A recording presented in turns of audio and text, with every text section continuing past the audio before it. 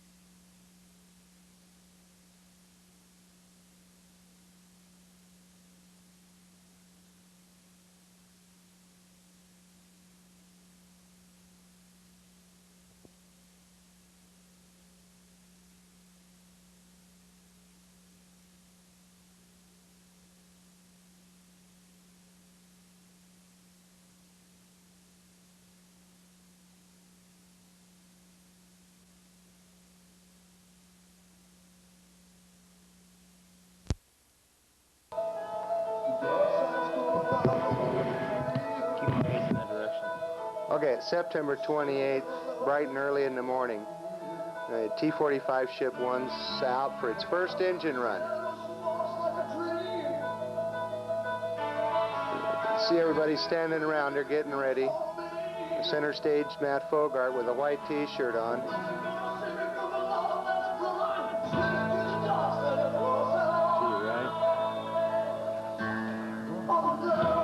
Looks Looks like Craig's standing over there with the headsets on by the toolbox.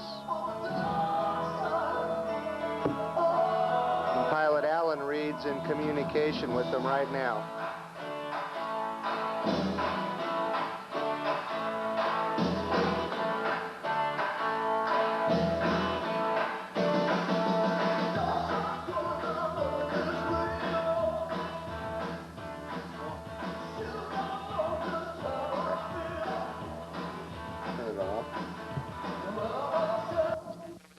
Sets on by the toolbox.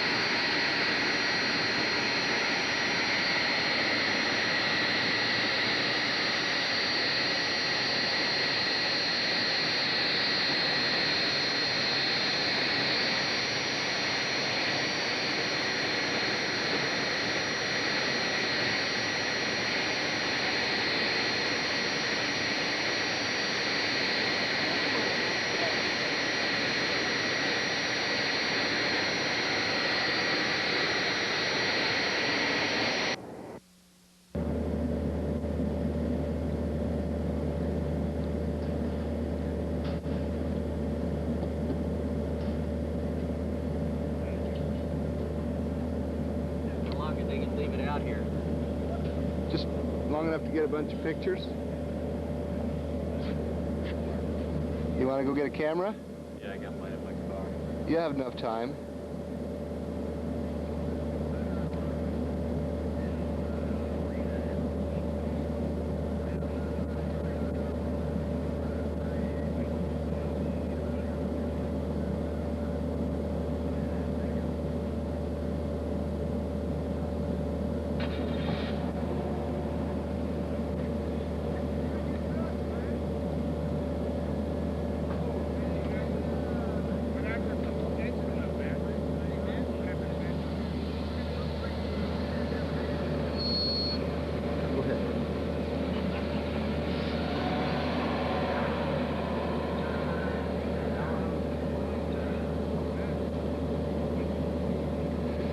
Well, we've got Ship 2 coming out to join Ship 1 for a little photo session. Looks like the paint job's pretty well done. Looking good, good, good.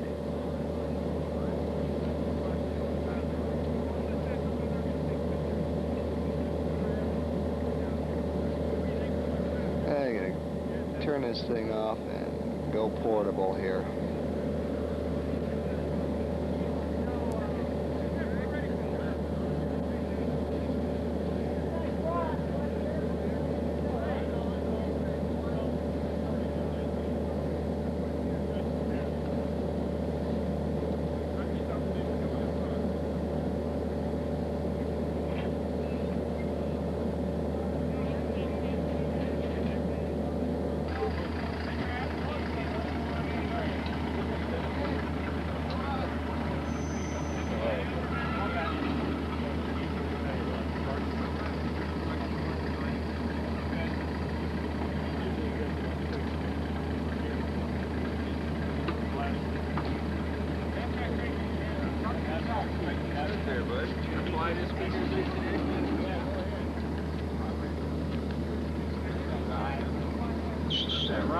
Ron?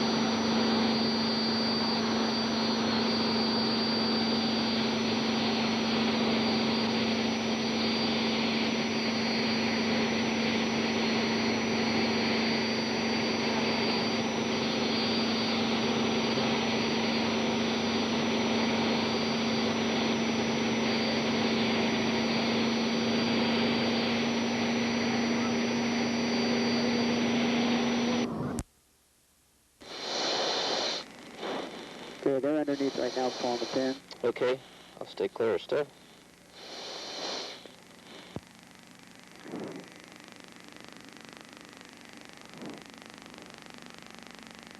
When you're ready, I think what I'll do is I'll pull chocks. Or when you give me this pull chock signal, I'll just go ahead and disconnect. I'll go ahead and go out about 30 feet. We'll bring you forward, and then I'll just give you the signal. You do what you need to do, but we'll go ahead and check brakes first, and then we'll do neutral steering, and then I'll stop you about 30 feet. Okay? Just a second. I want to do one more thing, Okay. and that is I'm going to drop out the rat real quick. The rat? Okay. That's right. So if everybody's clear, we're going to cycle some stuff here to try to get that to come out. Okay. Fine. Here we go. It's up. Okay. And should be coming back.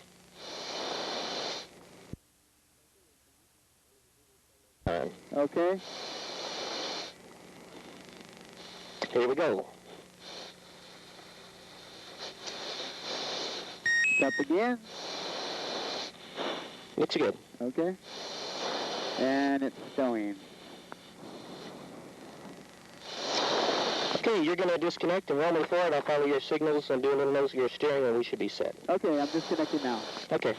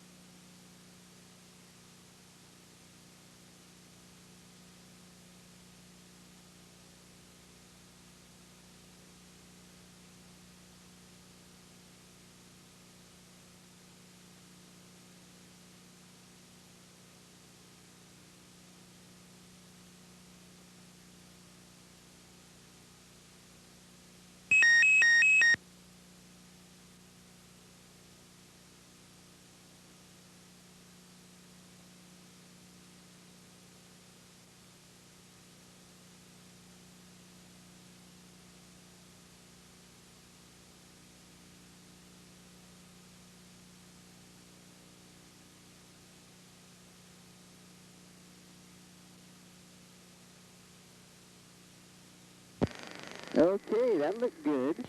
Yeah, everything's looking just great. Okay.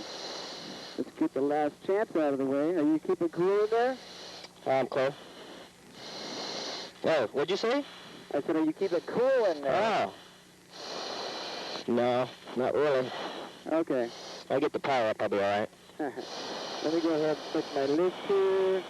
We have hands to the up. Okay, hands on your head. Go ahead. Hands on your head. They're underneath.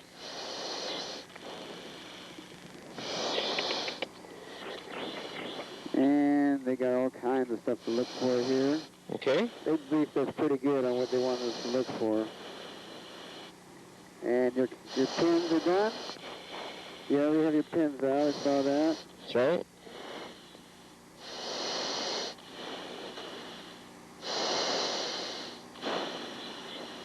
Okay. I think the only thing left to do is pull chocks and let you anyway. Sounds good. Pull the chocks, I'll give you a signal. I got to call and make sure they're ready to go. Okay. They're still under the airplane. I was just saying after that we're ready to pull chocks. You'd be on your way. You can pull the chocks and disconnect and just sit over there and then look at me and we'll taxi. Yeah.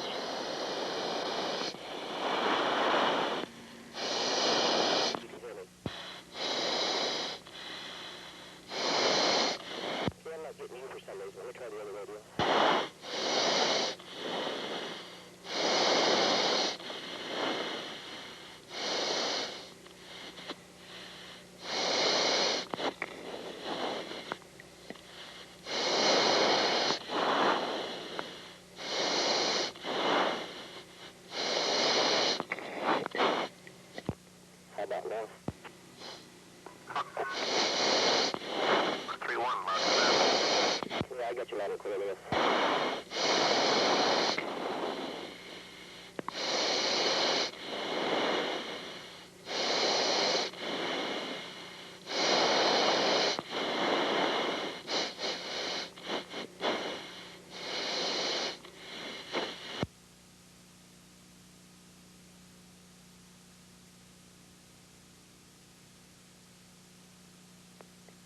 Palmdale ground, Hawk 2-1, radio check. Hawk 2-1, Palmdale ground, loud and clear. Okay, man, you're loud and clear. Also, T45 at Douglas Ramp, ready to taxi. What we'd like to do is just go down Bravo to Juliet and taxi down 7. Hawk 2-1, taxi to runway 7, wind 060 at 6, altimeter 299er3. Copy 2993 to Hawk 3-1.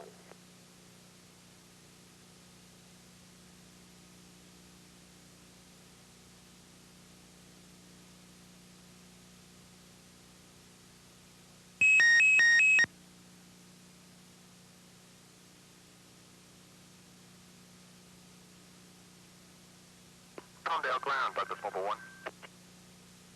Douglas Mobile 1, Palmdale ground, you could follow the aircraft.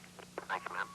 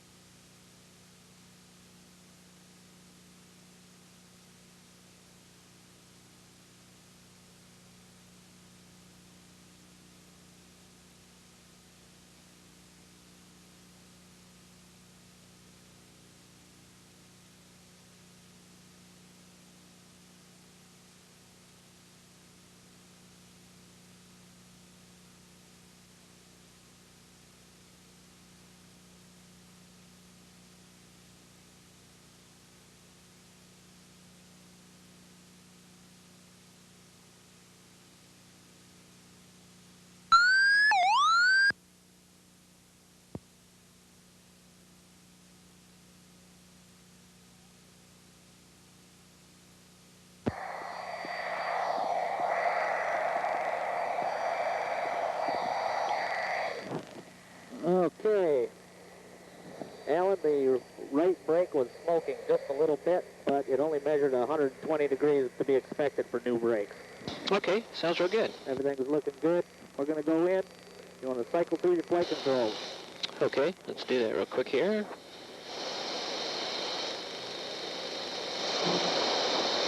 Okay, does everything else look okay there? And a little later on. Okay, trim's good. Okay. Aileron set. Okay, we're going to give her the once over. Okay, here's a clear.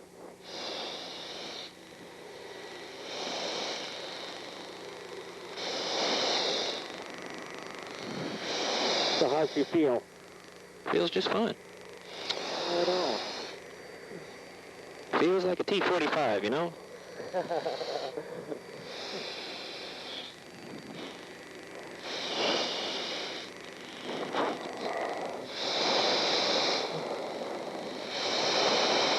Did you notice any difference in the nose wheel steering between this airplane and any others?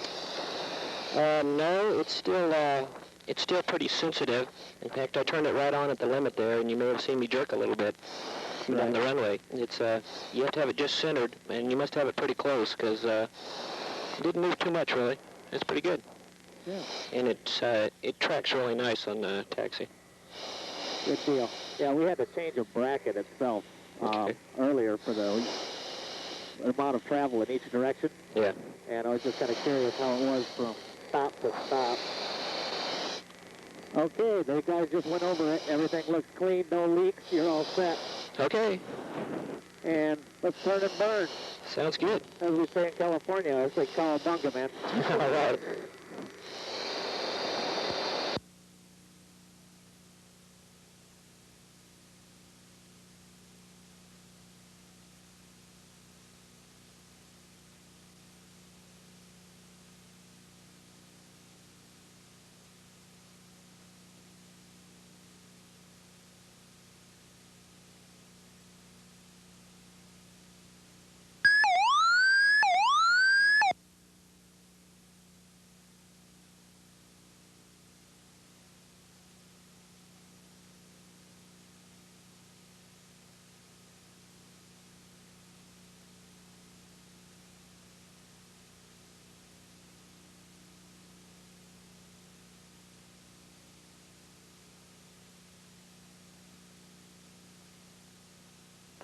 Take it easy, hot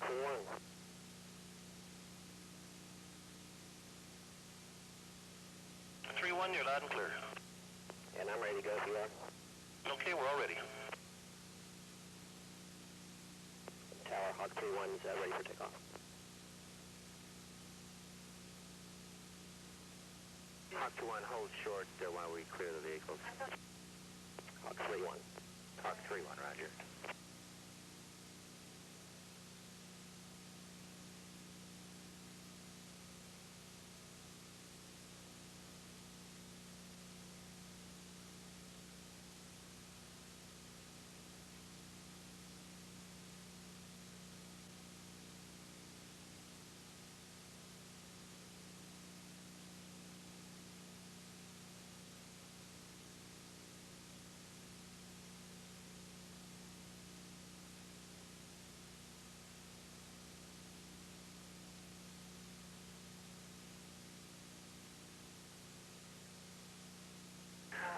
Hawk 3-1, squawk 0175. Hawk 3-1. Everyone, Hawk 3-1, squawk 0175. Squawking 0175, 3-1.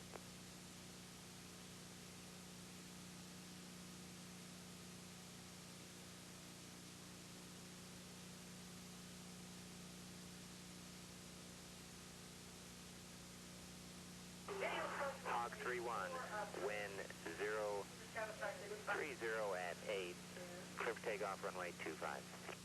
Hawk 3-1.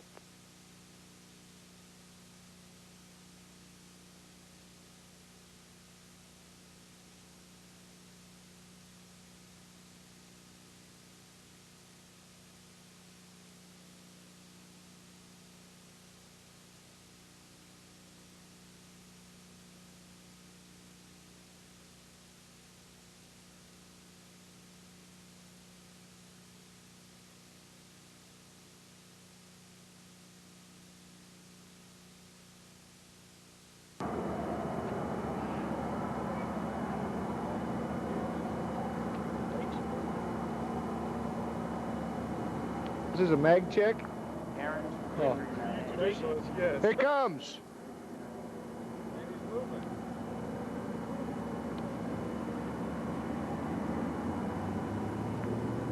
John Regal, Victory 19. John Regal.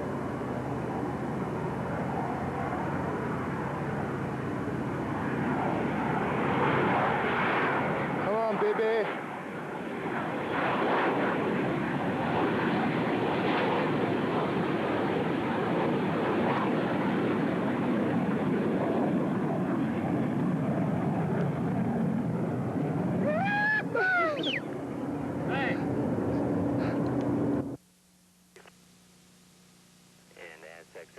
About 3 or 4 northwest at this time.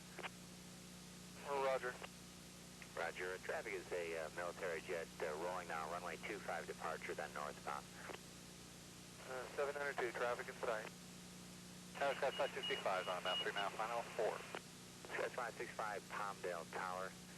Not in sight, check wheels down, wind 030 at 6, clear land runway 4. Clear land, runway 4, gear down. Sky 565.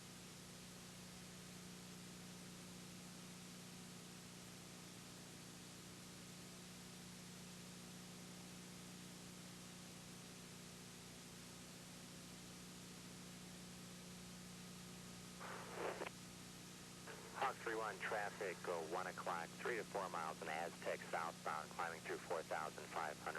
Start your right turn within the next mile. 31's Teleho. Aztec 31, and you're cleared Edwards 1. You can contact Edwards approach 290.3. Wind check, please. Wind check 040 at 7. Skywards 565 inside, clear land runway 2, correction runway 4. Make a 180 after landing approved. Okay, clear land 4 and a 1A approved. Sky 565. And Hawk 31, did you get the frequency for Edwards? 31 switching, good day. Hawk 31, good day.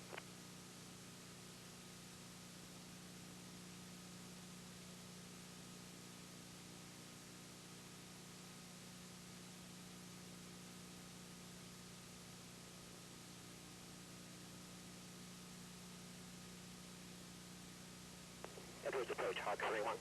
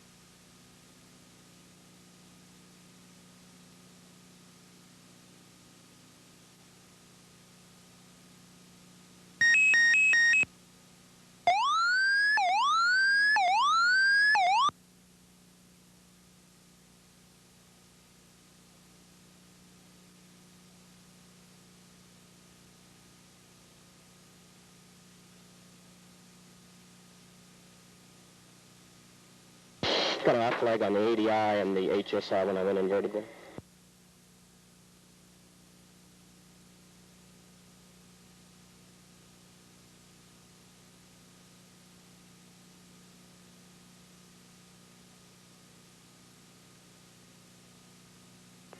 Dead easy, Hawk 31. 31 easy. Yeah, we're passing through 15,000 feet and everything looks good so far. Looking at 2,200 on the gas. Thank you, sir.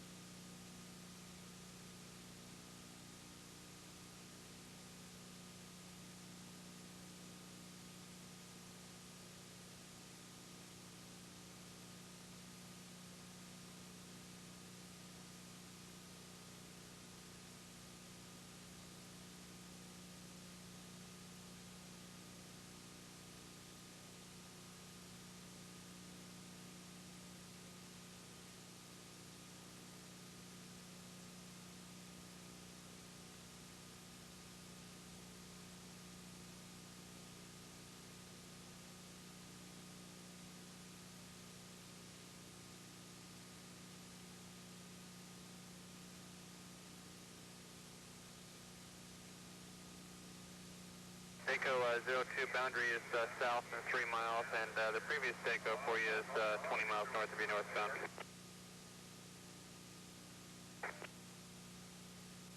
And can you check the data recorder on, please? Data recorder. Taco 02. Okay, keep you advised of your traffic.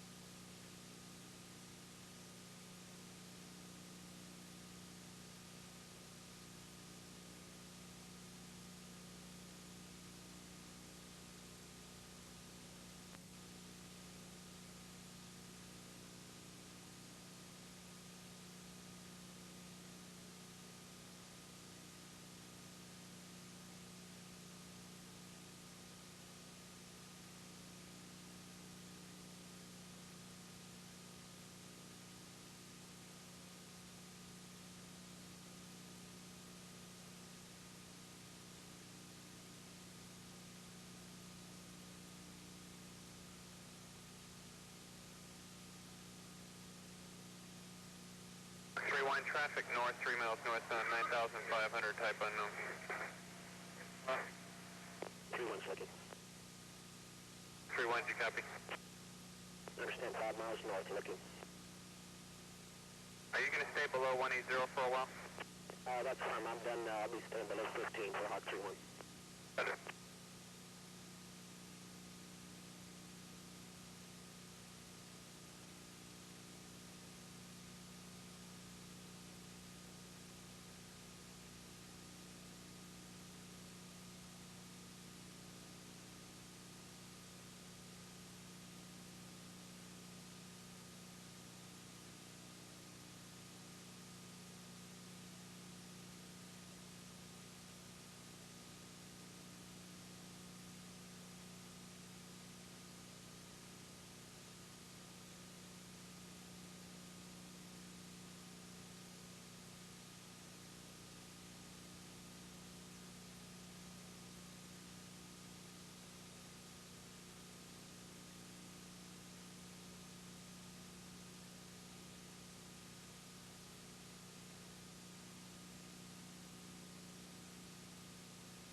Hawk 31, contact Edwards approach on 335.6, good day.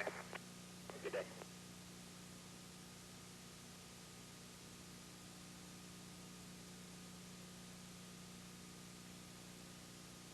Approach Hawk 31's with you. Hawk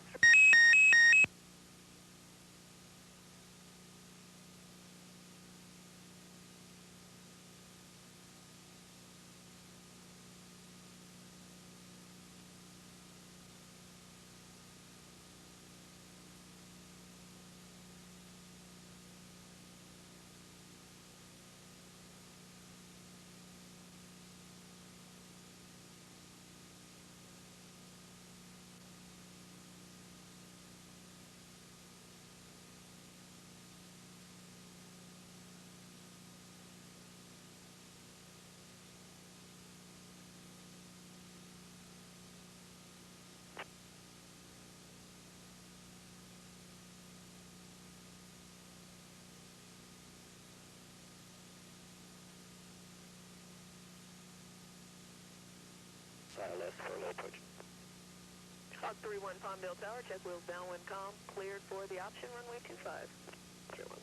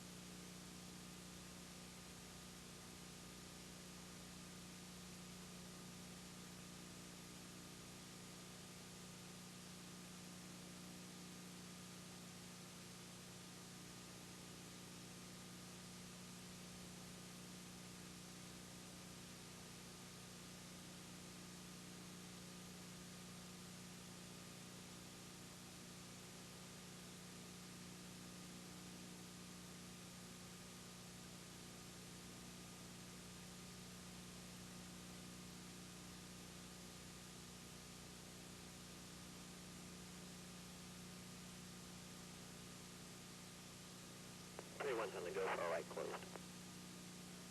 Hawk 3-1, roger, after the option, make right close traffic, runway 25, report downwind, beam the numbers for sequencing. 3-1.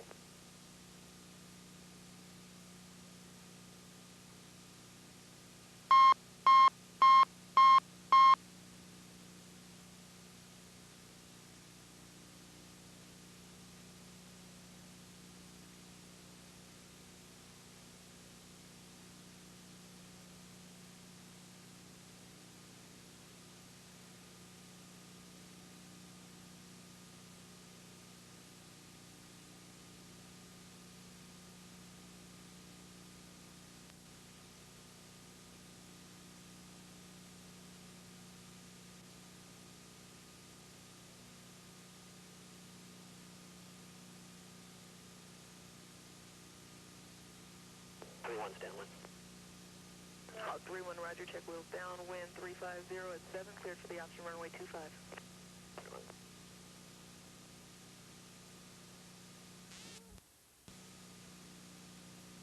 3-1's on the go. For close, full stop.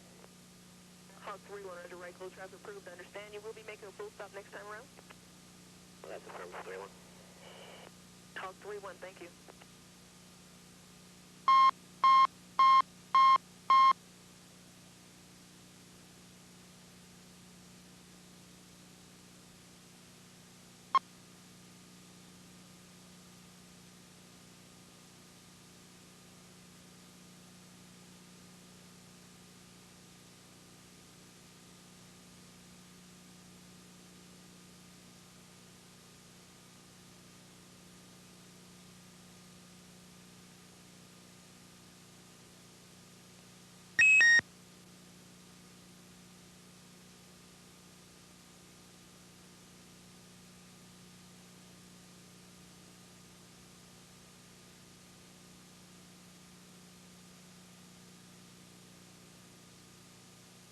Hawk 3-1, check wheels down, wind 060 at 6, cleared to land. Okay, we're base gear jet.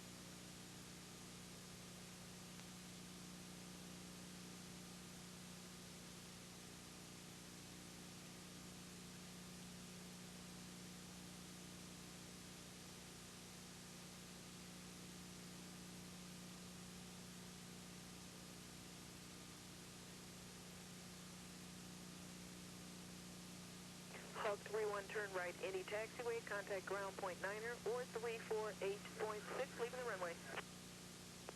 3-1, welcome.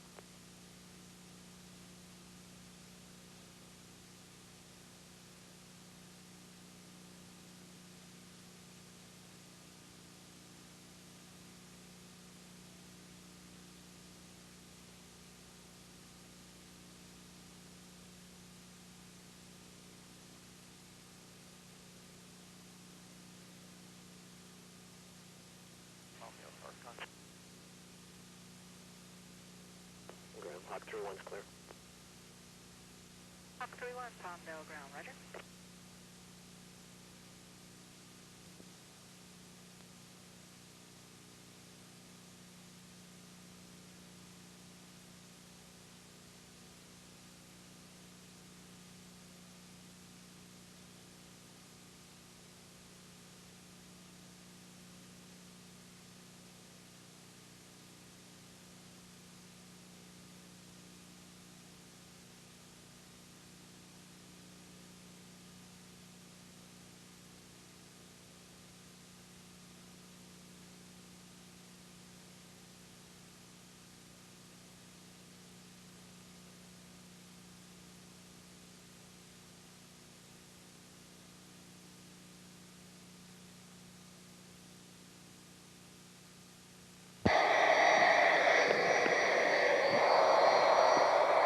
Okay, we're going to do a hot brake check right now. Okay.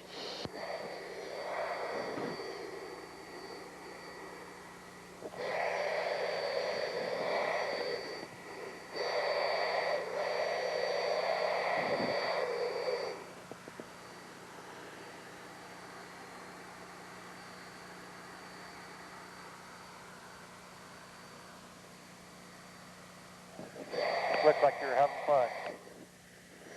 Yeah, that was all right. That beats sitting around, you know. That was great.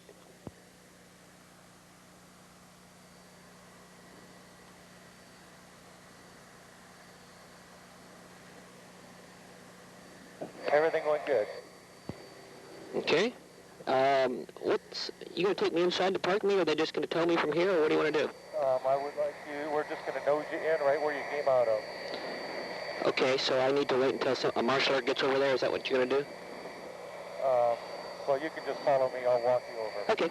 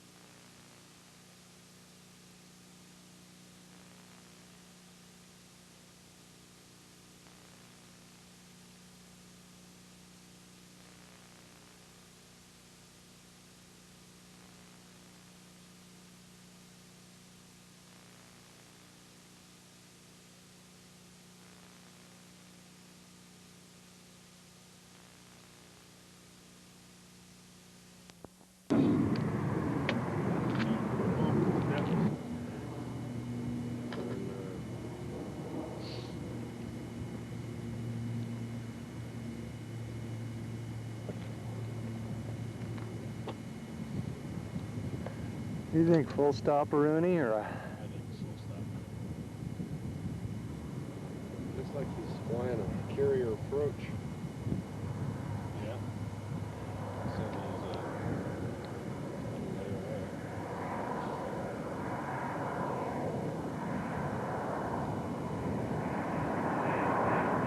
Kind of high? It's the guy in the back. Is it kind of high? The guy in the back's been making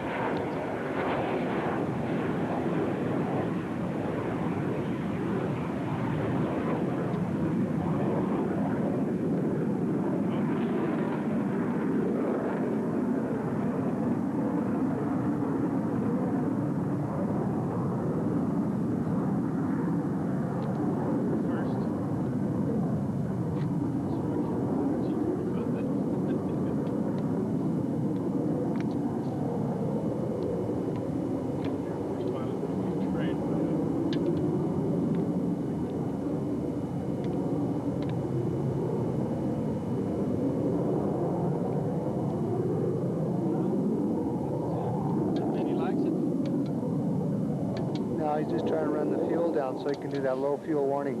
Let's hope so. Yeah, they're up there flying around like no right themselves. And they got it all right here.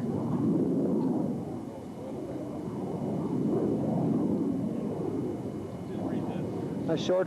A short final this time, you guys. I hope so. Well, I don't know. He's going to have to clear this slow-moving pig on there. Yeah, they peckered him for fucking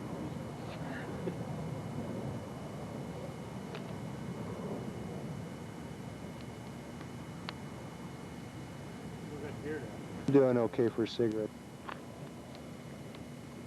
Started out, it's going to be a hell of a lot easier to get this one off the ground. I'm not sure it was when it came out. Well, your part was good today. You know, you guys whipped it out, no sweat, 2 days. But this guy, he tried to give you a bad time.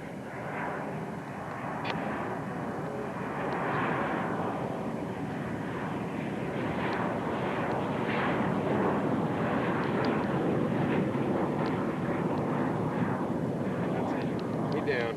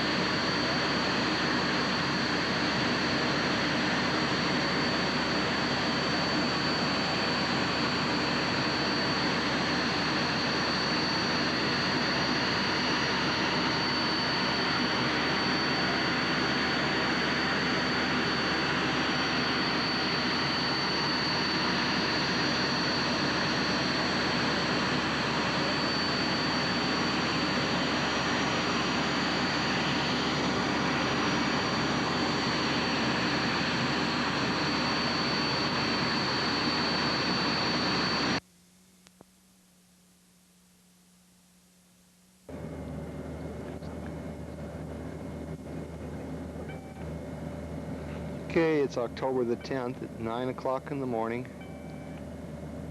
Pat Sullivan's in the airplane, and we're preparing for delivery. The DD-250 is signed, and it looks like everything's ready to go. We got St. Louis Learjet sitting over here, ready for its chase assignment.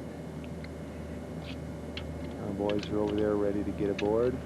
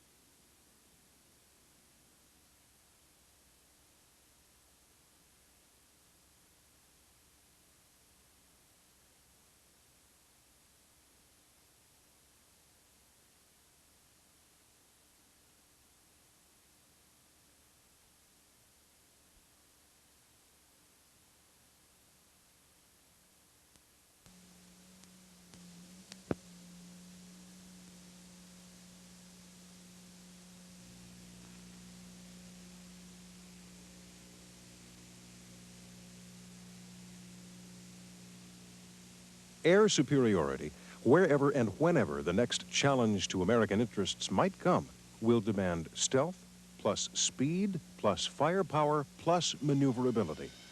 That's what the YF-23 Advanced Tactical Fighter is all about. Built by a Northrop-led industrial team in partnership with McDonnell Douglas, the YF-23 continues America's leadership in aviation technology. Cruise at supersonic speed without afterburners, with 1/3 of your power left in reserve. That's super cruise. Stealth, speed, maneuverability. An undeniable combat advantage. It's long been needed in fighter aircraft, but never before possible until now. The YF-23, redefining tactical air power.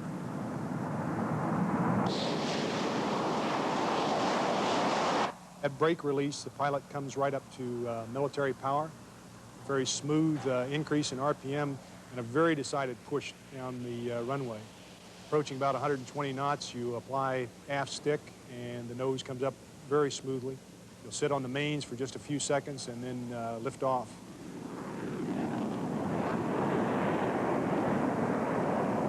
Once you're airborne, it's a real rocket. It begins climbing very rapidly, even in military power. Right off the bat, it was obvious from the minute I lifted off the ground, we had something special here. Okay, I've got Ghost 5 up loud and clear and radar contact. It flies with the best of the best in terms of handling qualities. It's just solid as a rock out here, Paul. Feels good here. The first landing that you make in an airplane is the one that to worry about the most at night before you ever do it. It turns out that the YF-23, there's no demanding part of the landing. Coming down final approach, the merest suggestion of requirement to change your speed, and the airplane responds instantly. It rides through the bumps and the turbulence smooth as silk, and the flight control system is to credit for that. The actual flare and landing touches down like a feather.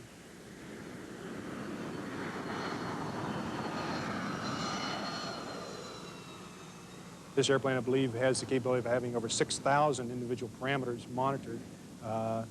I kind of stopped short of measuring my heartbeat, but outside of that, just about everything in the airplane is measured, monitored, and either relayed back to the ground control station through a telemetry system very similar to what we use on the space shuttle program, or recorded on board in a magnetic tape system that's on the airplane. So we know how this airplane lives, breathes, and works for us every second and microsecond that it's airborne. First few flights, the data shows that we're meeting the predictions very well. Nimble and quick like a cat. That's the first impression that I had from the moment I got the airplane up. Two instances come to mind. I can remember distinctly the chase pilots having to go to afterburner to stay with me with my landing gear down, their landing gear up, and I'm not even using afterburner. The other instance was during some low-speed maneuvering performance testing that didn't seem particularly unusual to me until later when discussing it with the test pilots in the two chase airplanes. They tried to use afterburner to stay with me in the low-speed conditions and dropped back behind me, and I simply outturned them.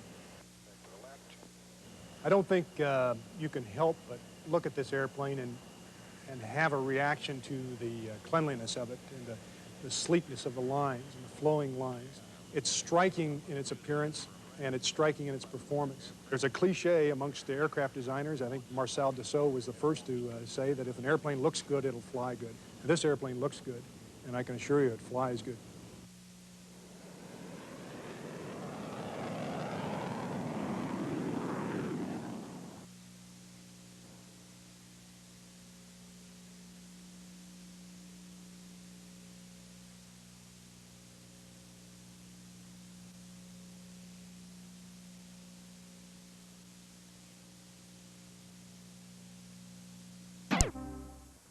Hi, Robert.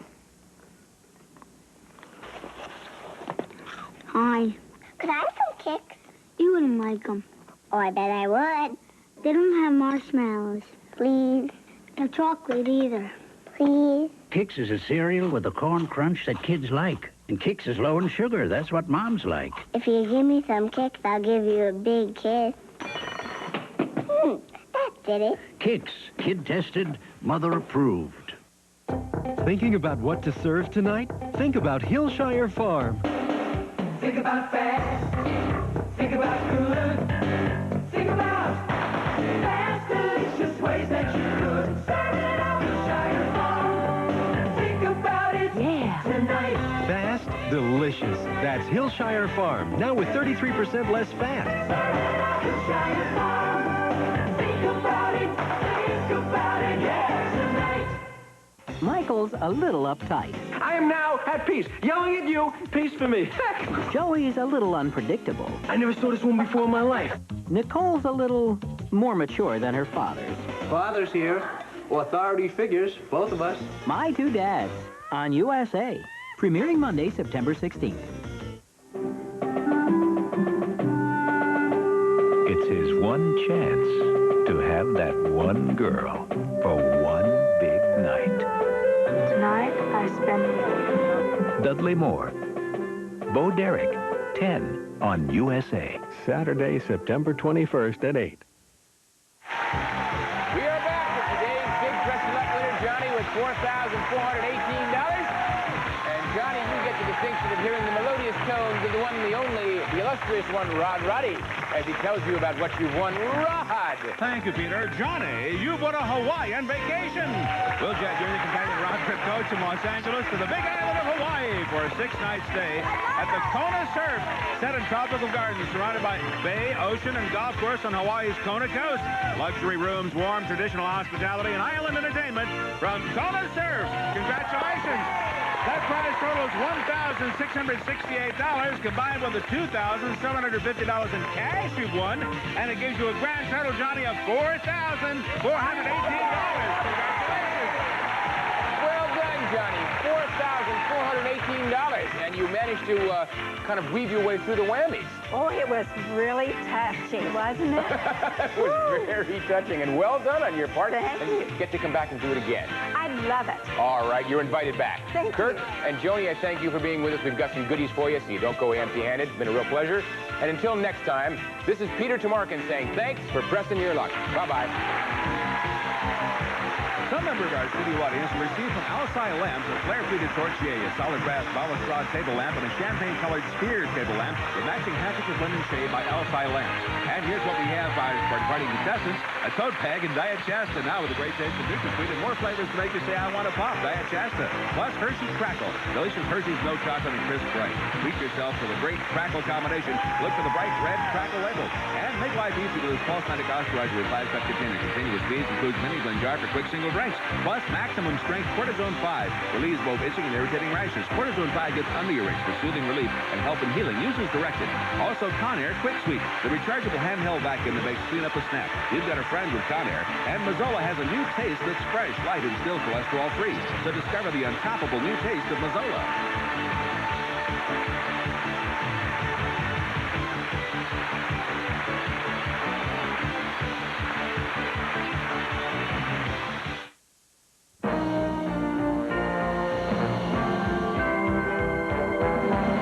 You're watching USA, America's favorite cable network. Our regularly scheduled programming will not be seen today, so that we may bring you continuing live coverage of the U.S. Open next on USA. The summertime vacation may be over, but the U.S. Open rolls on. For the kids, it's back to school, and for one youngster, tonight represents a chance to leap to the head of the class.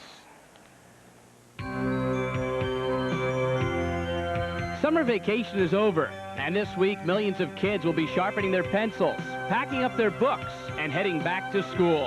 Unless, of course, that kid happens to be 15-year-old Jennifer Capriati, the 7th seed at the U.S. Open. Jennifer has won her last 15 matches, but tonight her classroom is Stadium Court, and her assignment? Facing the new glamour queen of tennis, Gabriela Sabatini. Sabatini is the defending U.S. Open champion, and over the past year has developed a new aggressive style of play. Her winning attitude has propelled her to the best season of her career. Will Capriati be up for tonight's test, or will Sabatini give Jennifer a lesson she'll never forget? Capriati, Sabatini, next.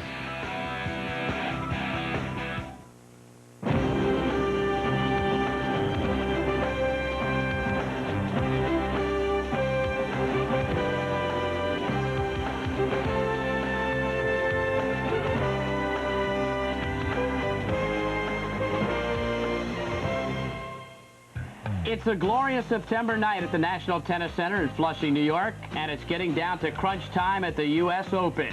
Coming up, we feature women's quarterfinal action. The weather will serve up another terrific evening for tennis. The temperature all aces. Now in the 70s, going down to 65 degrees, clear skies and a cool breeze expected throughout the night. The U.S. Open continues on USA. Hi, everybody. I'm Bruce Beck, along with Diana Nyad. This is night 9 of the U.S. Open. And during a fortnight such as this, Diana, inevitably there are going to be some glamour matches. We have one tonight, Sabatini and Capriati. Now, I'd like to look at what we know. Sabatini's a pressure player. She keeps proving it over and over. She can lose to the number 112 ranked player in the world one day, but at the final of the U.S. Open, she can rise to that occasion and do it as she did last year. Capriati, we don't know this yet, do we? She beat Navratilova at Wimbledon, but she was so, she was such the underdog that we can't call that a pressure match. Tonight's the first time we're going to find that out, and it's tremendously exciting. Capriati has had an easy time of it thus far at the U.S. Open. She has breezed. She's lost just 12 games, and her combined match time is 3 hours and 14 minutes. Meanwhile, Sabatini has had a more difficult time, losing a set, 36 games total, and she's been on the court 6 hours and 53 minutes. Sabatini hit the high note last year at the U.S. Open, winning her first Grand Slam event in straight sets over Steffi Graf. She became the first woman from Argentina to win a Grand Slam title. And this is when Sabatini showed herself as that crucial match player. I mean, she took herself from a baseliner who stood pinned back behind the baseline for 5 years and overnight became an aggressive serve and volleyer, and she's become that player ever since. She enjoyed a marvelous tournament, losing only one set in 1990. And what does that emotional hug tell you, Diana, about Sabatini? Yeah, well, she had been touted as being this great player with such potential, but she never could break through for all those years. And last year, when she finally did, I mean, you saw the release of the frustration there with her hug with her coach on the court, and she has stayed there for an entire year. That was no fluke that she broke through that way. Now, what about head-to-head encounters? It is clearly a one-sided opinion right now, according to their play on the court. Sabatini leads at 6-1. Capriati's lone win came 3 weeks ago at the Canadian Open semifinals when Sabatini retired due to blisters on her feet. Well, if the 15-year-old Jennifer Capriati is somehow to make it all the way through the U.S. Open, she would become the youngest women's champion ever. Currently, you know who holds that title? Tracy Austin, 16 years and 8 months back in 1979. She's standing by to call the match with Ted Robinson. And Ted, I think Tracy's smiling a little easier tonight. Yeah, I think so too, Bruce. And who better qualified to answer the question that we all want to find out, Tracy, is Jennifer Capriati ready to win a match of this magnitude? Ted, she really is. This year in the quarterfinals at Wimbledon, she beat Martina Navratilova. That was her first big win over a top 4 player, and that really got her over a big hump confidence-wise. She beat Monica Seles later on in the summer in San Diego, and then she beat Sabatini in Toronto. So with those big wins, she now knows that she can beat the top players. Last year, she was just happy to be here on the circuit, and this year she says, I'm tired of just coming close to beating them. I want to beat them all. To win tonight, does Jennifer Capriati have to attack Gabriela Sabatini's serve? She has to do that, and I think for Gabriela to win, she's going to have to serve better. She had 12 double faults in her last match, doesn't seem to have too much confidence in her serve. She got away with it in her last match against Jana Novotná. She didn't attack or take advantage of that soft second serve. Capriati will be all over it tonight. We can even go back to last year's final here, where many thought Steffi Graf did not attack this second serve nearly enough. That's exactly right. You know, she's a big girl. She's very strong. People wonder, why doesn't she have a bigger serve? She has a hitch in it. And because of that, sometimes it's slow. There you see Capriati in off the baseline, and she really is going to attack it, try and hit into those corners. Now let's think for a moment what we're talking about here. Under the lights, New York, defending champ. We're asking a 15-year-old if she's ready to win. How can that be? She doesn't have any nerves. You know, when you're 15, when you're ranked number 7, and you're playing against Gabriella Sabatini, who's defending champion, ranked number 3. You don't have those nerves because you have nothing to lose. She has everything to gain out there. I think she's just going to go for it. All right, clearly it's the most anticipated match thus far in the women's draw at the U.S. Open. We'll have it for you shortly. We'll go back down now to Diana and Bruce. Thank you very much. Sabatini has won 5 tournaments this year. Capriati has won 15 matches in a row. She's hot. She's hot, but we have to go back to first impressions. They say first impressions are everything. Who did Capriati lose to the very first time out as a professional a year and a half ago? Sabatini. 6 out of 7 occasions now she's lost to her. So, yes, she's a confident young lady, and what Tracy just said is very true. At 15, she can't even have the perspective to be scared yet. That's good. That's a great thing, but I still think somewhere, where is she going to build the confidence for tonight? Sabatini, no, she's got her number. Well, the players are making their way towards Stadium Court. Jennifer Capriati, followed by the defending champion, Gabriella Sabatini.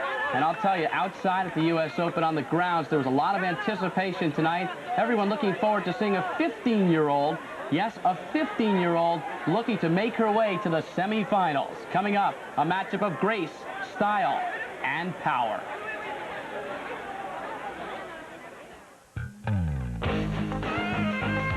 USA's coverage of the 1991 United States Open Tennis Championships is brought to you by Mercedes-Benz, engineered like no other car in the world, by Ray-Ban Wayfarer sunglasses, and by Spalding. How can a lightweight racket have so much power? It's a paradox.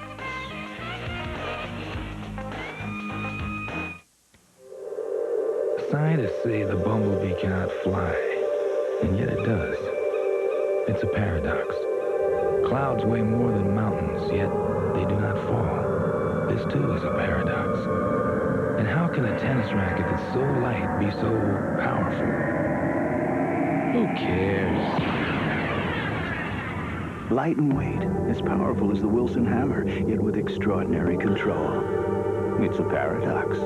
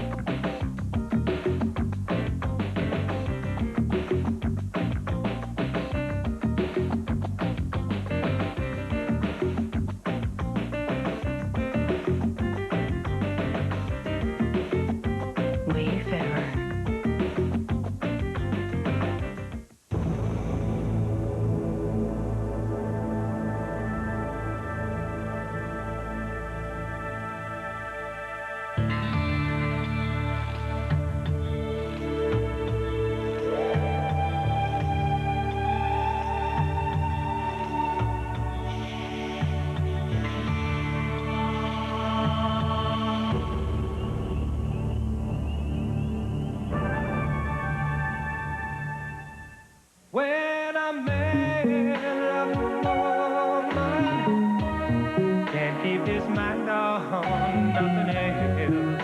He trades the world for the good things found. Well, this man loves you, so baby, please, baby, don't treat me bad.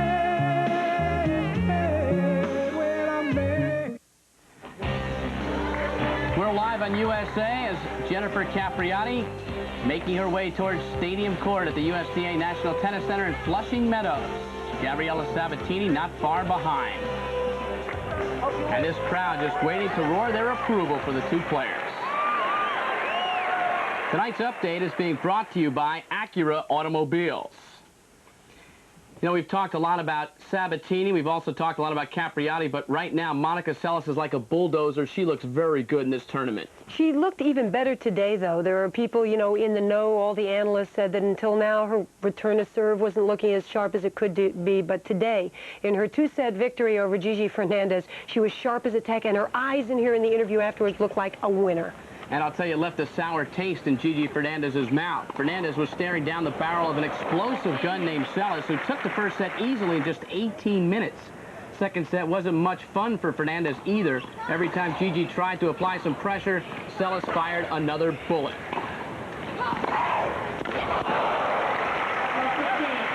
Gigi's best moment came in the final game of the match, out-hustling and out-guessing her opponent.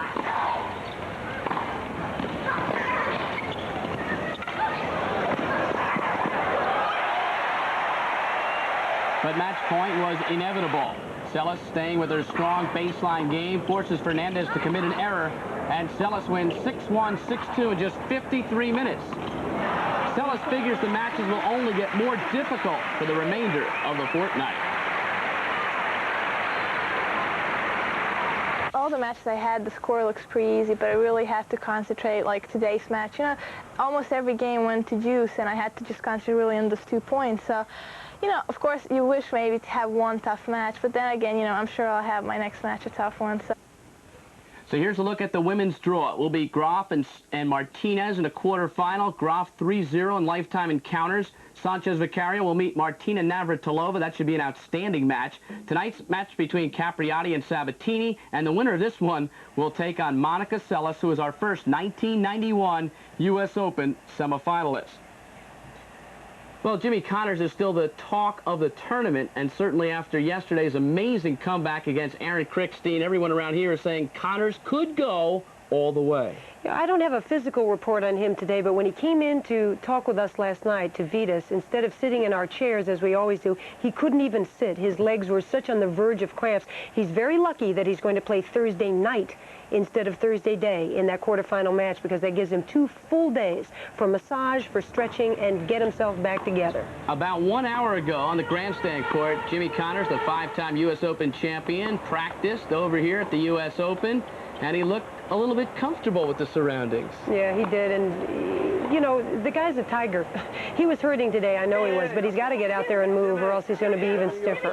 And I think Jimmy has made some new fans. Is it all hype that he could win this event, or could he? I don't know. You know, if he gets in there against a huge server, what's he going to do? But they said that he wasn't going to beat Novacek, and that wasn't too big a problem for him, was he? If he gets in there against a huge server, he'll just fire rifle returns back. Connors is now 96-15 at the U.S. Open, looking for his 6th title. It should be an interesting story, and it comes up on Thursday night against Paul Harhus. Jimmy Connors against Harhus live on USA on Thursday evening.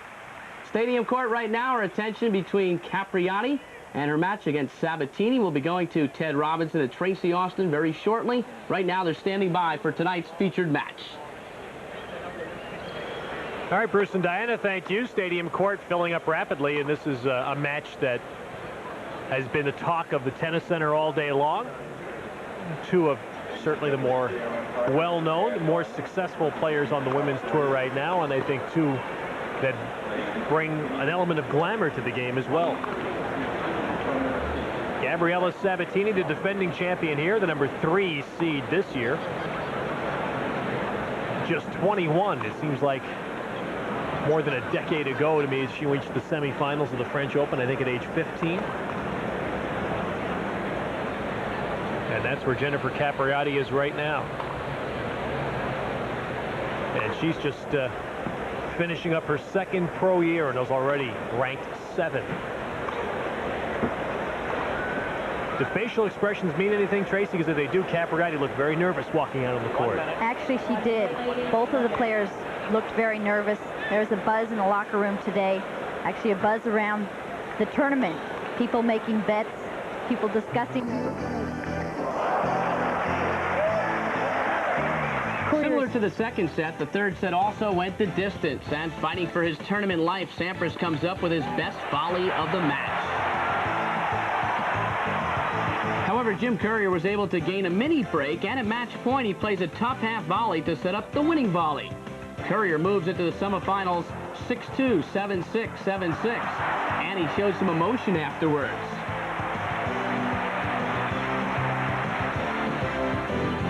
Meanwhile, Michael Stieck took on Yvonne Lendl. This was a match which was suspended last night because of rain. Hey, what does a guy have to do to get good seats in this place? Thank you. Stieck took command of the remainder of the 3rd set after last night's action was suspended by rain. He took it 6-4 to go up 2 sets to 1. But Lendl roared back. He took the 4th set tiebreak and dominated the 5th. He blows a forehand past Stieck to win this point. And at match point, Stieck nets the half volley, and Lendl advances to the semifinals in 5 sets, winning the 5th set 6-1. So this is the way the men's draw looks right now. The winner of tonight's match will take on Jim Courier, the first player since 1987 to reach the semis without losing a set. And Yvonne Lendl, who reaches his 9th U.S. Open semifinal, takes on Stefan Edberg, who reaches his 3rd Grand Slam semifinal this year. By the way, we do have a final to report. The first final of the tournament, it's in mixed doubles. The unseeded Dutch team of Manon Bolagraf and Tommy Nyssen won in straight sets over Arantxa Sanchez-Vicario and Emilio Sanchez.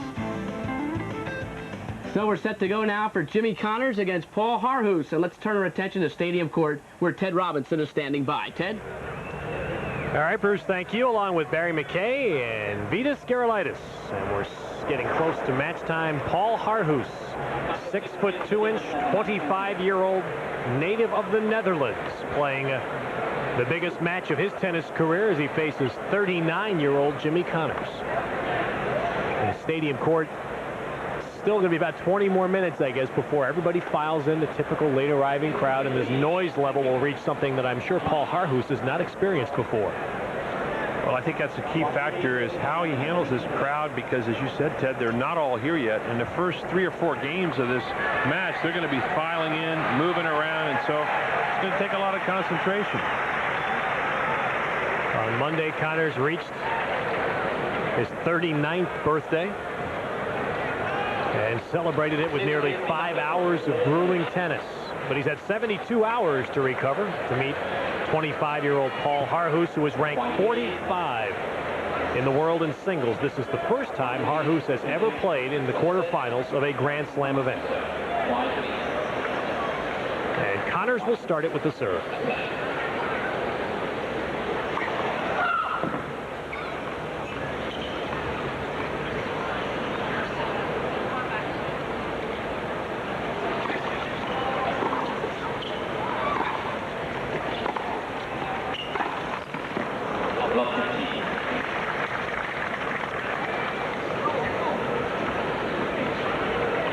What's the biggest weapon Harhoos has? His backhand down the line. Very effective. Jimmy's going to try to keep the ball low to him.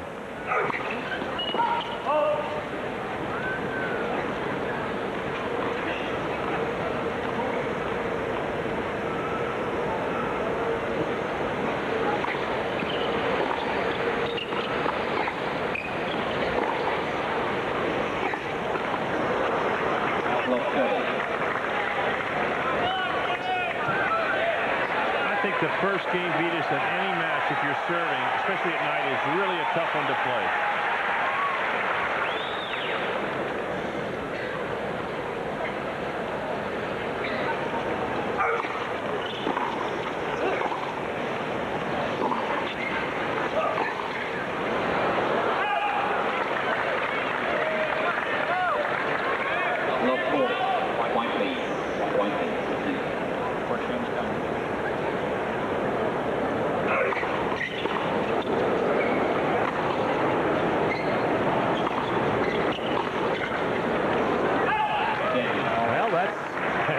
Start for Harhoos. He breaks serve at love to begin the match.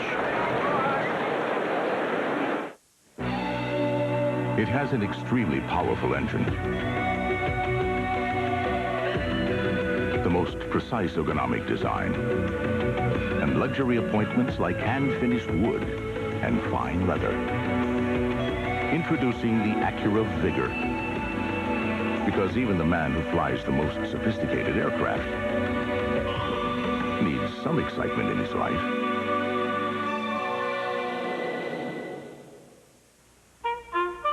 In financial matters, as in life, everybody's different. Different needs, different goals. The Principal Financial Group understands. Our financial services are as unique and individual as you are. Personalized solutions that offer each customer an advantage. That's the Principal Edge. It's made us one of America's largest. So for diversified products that fit your financial needs to the letter, look for the Principal Edge. Looking at the two players, gentlemen, explain your checks. Well, I don't think anybody's ever said that Connors has a big serve, so we gave that to Harhoos. Return to serve, Connors one of the best in the history of the game. Obviously, tough ground strokes. Harhoos likes to volley. He'll be up there occasionally. And obviously the intangibles go to Connors, one of the best competitors in the history of the game.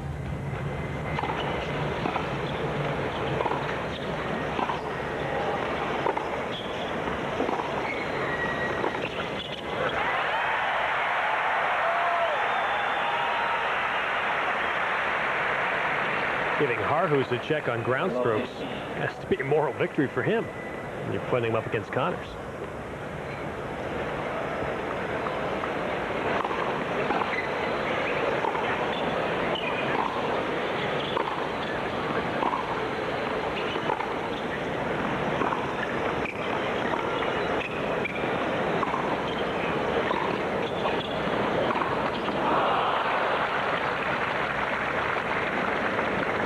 Jimmy's going to try to move Harhus around. He's a tall, lanky player.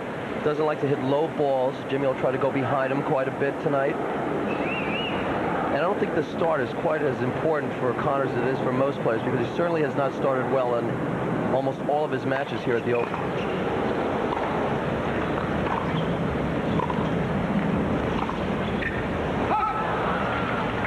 There's that backhand down the line you talked about, Vitas. That is a strong shot from Harhus. He was down 2 sets of love against Patrick McEnroe. Had an easier time against Michael Schappers, Novacek, and then he was down 5-2 in the 5th against Krickstein in the 5th.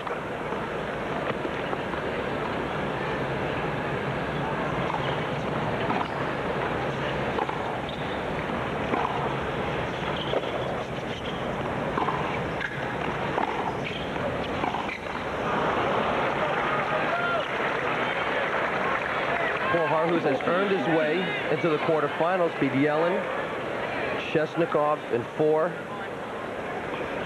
Then the upset over Becker, who had a leg injury, and Karl-Uwe Stieb, a very tough player from Germany. So he's earned his right here in the quarterfinals against Connors.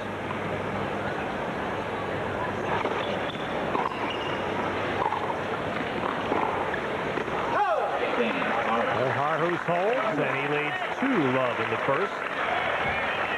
And Harhus has some other good wins. He beat Ivan Isevich at the French Championships this year. That's a real good win for him. He also has a win over Emilio Sanchez at Estoril. So not just here at the Open that he plays well, he's had some other good wins.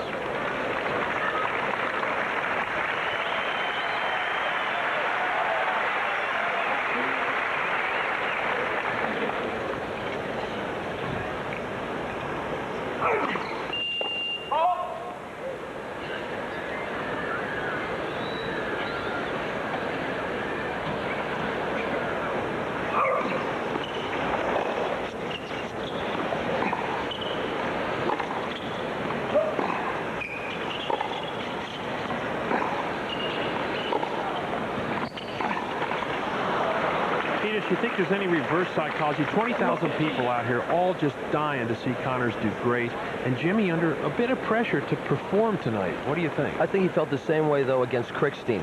Sure, he knows that this is his crowd. They're all expecting him to do really well, but it's not the first time he's ever felt pressure. After all the Grand Slam championships he's been in,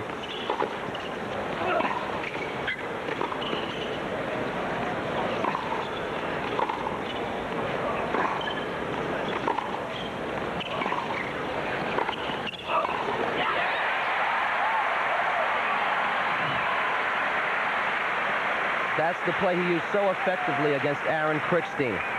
He tries to pin you deep, gets the short ball, punishes it, and then takes the advantage, comes into the net, and knocks off the volley.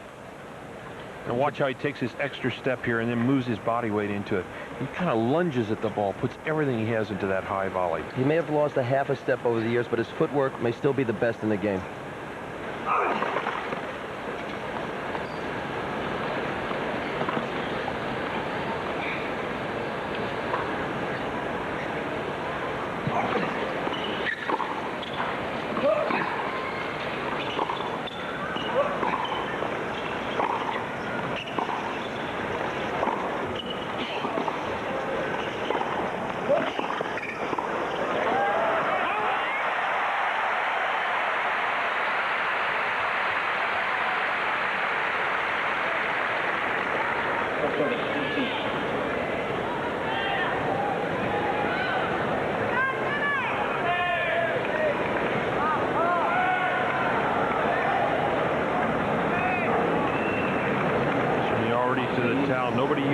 time in between points better than Jimmy Connors.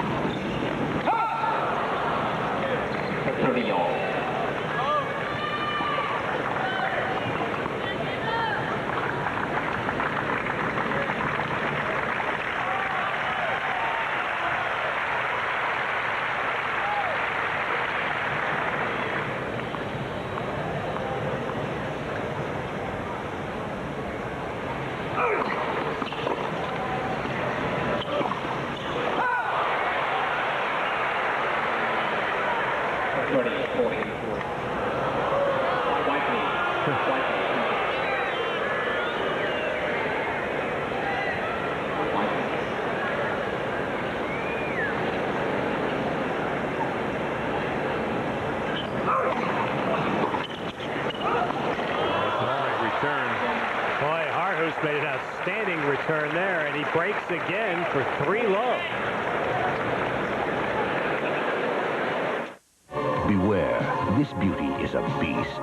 Nastasia Kinski, Malcolm McDowell, Cat People on USA Saturday Nightmares, Saturday at 8. The DOW Dow Stereo Video Spectacular. Spectacular selection, spectacular savings, spectacular prices. Get it now from Dow. Kenwood's portable compact digital displayer. Only $146 or just $15 a month. This fantastic remote control cable-ready VHS VCR with remote. Only $177 or just $15 a month. Sony's palm-size 8mm Handycam camcorder. Only $797 or just $26 a month. Dow guarantees you the lowest advertised price anywhere in the USA, Canada, or Mexico, or gives you $10,000 cash. Hurry to DOW Dow. Feeling the magic, taking a ride. Life's as good as it gets. What you gonna do now? I'm going to Disneyland. I'm going to Disneyland. Don't matter what you're gonna do now. We're going to Disneyland. I'm going to Disneyland. They started out as hunters. I ain't seen a game animal in a week.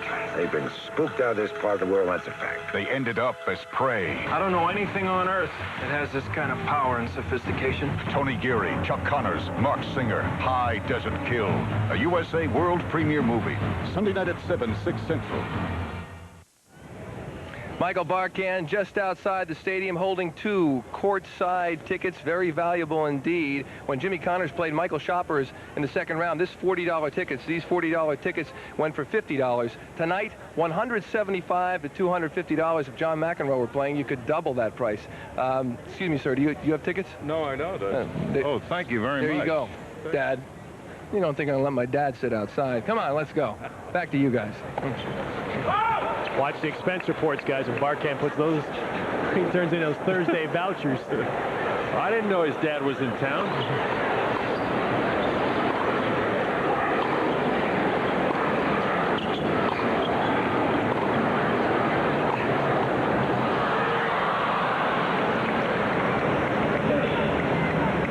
How would you compare this start to Connors' previous starts?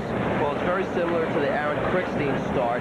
He gets a little bit too charged up, too pumped up, starts to hit a little bit long, rushes the points, and then eventually he finds a groove, finds a pace.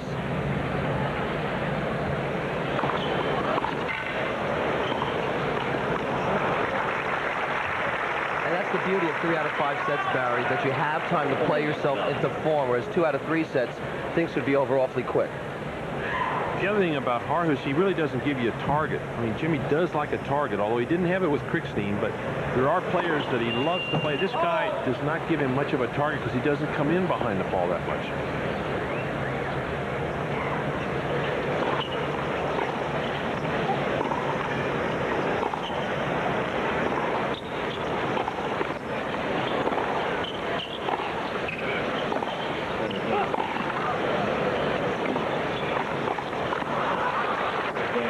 Between this match and the Crickstein matches, Harhus has been well coached. He's not staying back, letting Jimmy try to find form. He's starting to be a lot more aggressive, hit balls, try to give Connors no openings to get into a group.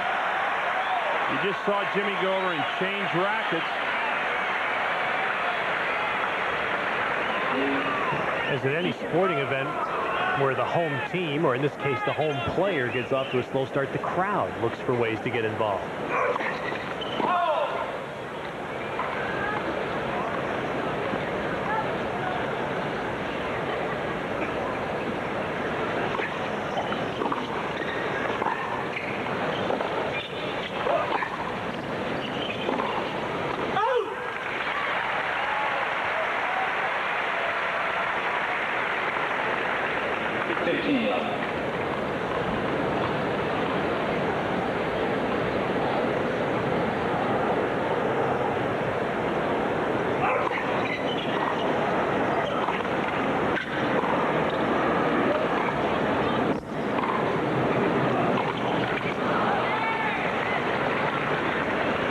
In some ways, too, if you're winning as easily as Harhus is at this point, you almost feel like if you dropped a game, it wouldn't be too bad, because you're always saying to yourself, when is this guy going to come to life? I mean, you know he's not just going to be this bad all the time.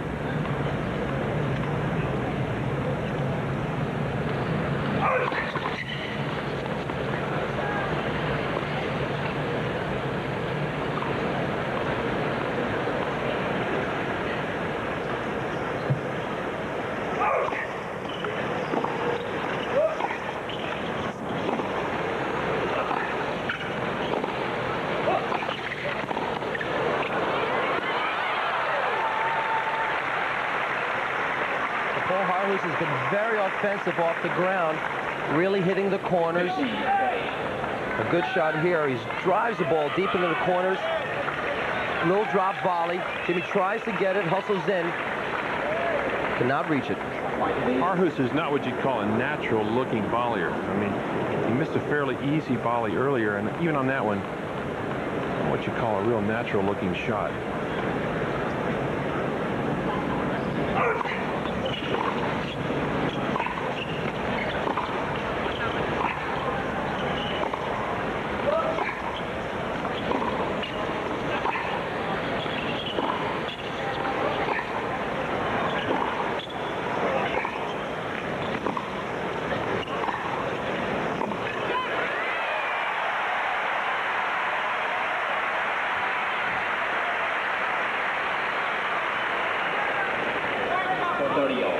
Jimmy looks to keep the ball deep, hitting at 3/4 speed, always looking for the opening. Great footwork, gets back to the middle, anticipating the next shot. Then he sees his opening, the short ball, tries to punish it with the backhand. That's the best two-hander he's hit so far. He really moved into that well.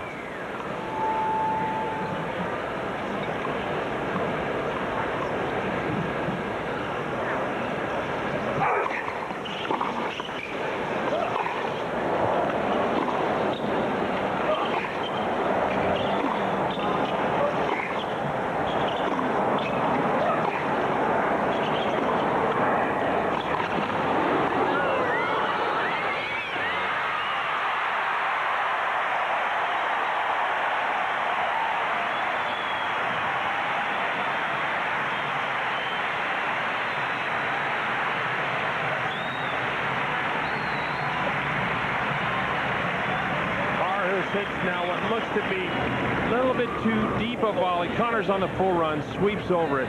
But again, Harhus, as we look from another angle, Beatus. He really hustled in. This time he anticipated the drop shot, held the ball on his racket, and then just flicked it cross court.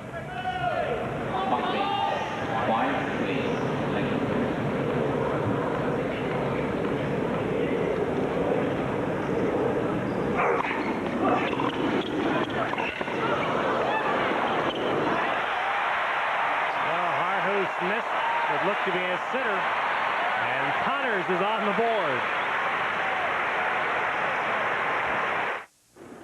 Try this, Baron. Child's play. 85 montre shape, picked by a man with one leg.